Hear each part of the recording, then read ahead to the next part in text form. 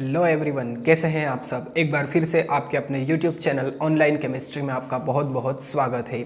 आज हम पढ़ने जा रहे हैं एक मोस्ट इम्पोर्टेंट क्वेश्चन जो आपकी question bank MP board question bank में भी आया है, टिंडल इफेक्ट। ठीक है, टिंडल प्रभाव के बारे में आज हम पढ़ने वाले हैं। ओके, तो वीडियो एंड तक जरूर देखिएगा, आपको टिंडल इफेक्ट अच्छे से क्लियर हो जाएगा और इसके एग्जाम्पल भी हम करने वाले हैं, वो भी आपको अच्छे से समझ में आ जाएंगे। ठीक है, आप बस वीडियो देखिए, याद करवाने की जिम्मेदारी मेरी है, आपका काम सिर्फ वीडियो को देखना है एंड तक। ओके, तो चलिए अब देख लेते हैं टिंडल प्रभाव कहते किसको है, इसके एग्जाम्पल कौन कौन से हो सकते हैं।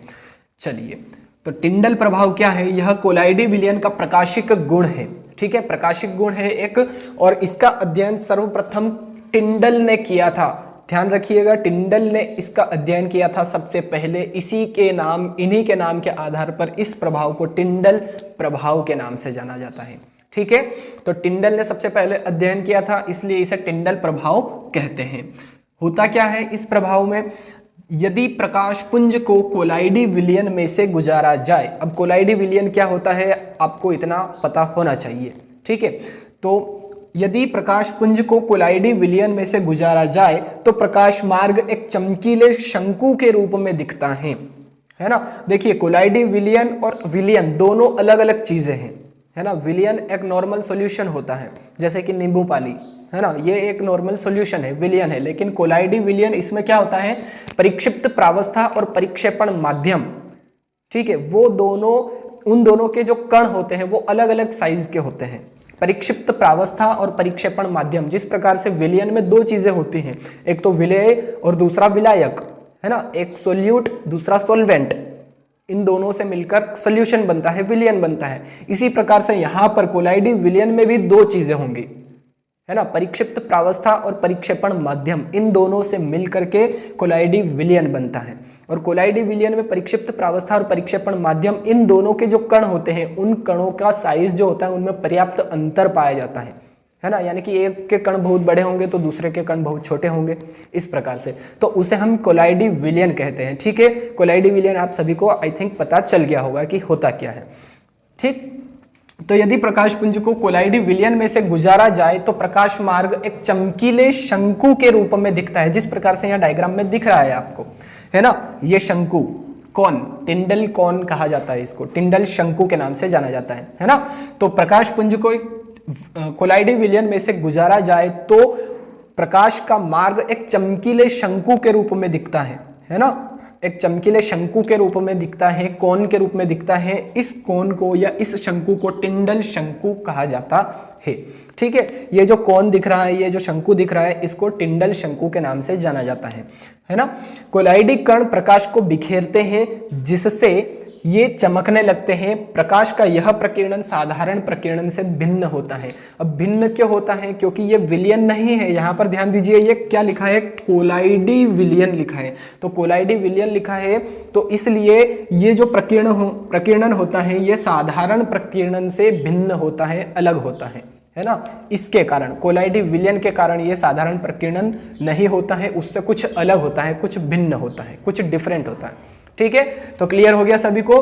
क्या होता है, कोलाइडी कण प्रकाश को बिखेरते हैं, पहले तो अवशोषित कर लेते हैं प्रकाश किरण को और फिर बाद में उसको बिखेर देते हैं, उत्सर्जित कर देते हैं। ठीक है, तो प्रकाश का यह प्रकीर्णन साधारण प्रकीर्णन से भिन्न होता है। चलिए, अब एग्जाम्पल क्या है इसका बेस्ट एग्जाम्पल मैं आपको देना चाहता हूं, डेली लाइफ से जुड़ा हुआ। आकाश का नीला दिखना भी कोलाइडी धूल के कणों का प्रकाश के प्रकीर्णन द्वारा होता है। हम रोज सुबह, है ना, दिन में कभी भी जब भी आकाश की तरफ देखते हैं तो आकाश किस प्रकार का दिखता है, नीला दिखाई देता है ना। तो नीला क्यों दिखाई देता है, इसके कारण, टिंडल इफेक्ट के कारण, है ना। क्यों, क्योंकि जो कोलाइडी धूल के कण हैं हमारे वायुमंडल में, हमारे एनवायरनमेंट में जो कोलाइडी धूल के कण होते हैं वो प्रकाश के प्रकीर्णन के द्वारा टिंडल प्रभाव दर्शाते हैं, और टिंडल प्रभाव के कारण ही आकाश का रंग नीला दिखाई देता है। या समुद्र का जो जल होता है, समुद्र का पानी, वो भी नीला दिखाई देता है, उसका कारण भी टिंडल प्रभाव ही है। ठीक है, तो दोनों ही चीजें आपको क्लियर हो गई होंगी, परिभाषा और उदाहरण, और ये डायग्राम आपके सामने है। ठीक है, एक लेंस के द्वारा अगर ये प्रकाश स्रोत है, लाइट बल्ब है, ये लेंस है तो इससे इसके द्वारा किरण पुंज को प्रवाहित किया, है ना, ये प्रकाश पुंज या किरण पुंज कह सकते हैं, प्रकाश पुंज को इस कोलाइडी विलयन में से प्रवाहित किया तो प्रकाश का मार्ग एक चमकीले शंकु के रूप में दिखाई देता है और इस शंकु को क्या कहते हैं, टिंडल शंकु के नाम से जाना जाता है ना, इस शंकु को टिंडल शंकु के नाम से जाना जाता है। ये कोलाइडी विलयन है ना, और ये जो शंकु बना इसको टिंडल शंकु कहते हैं। ये लेंस है और ये प्रकाश स्रोत है।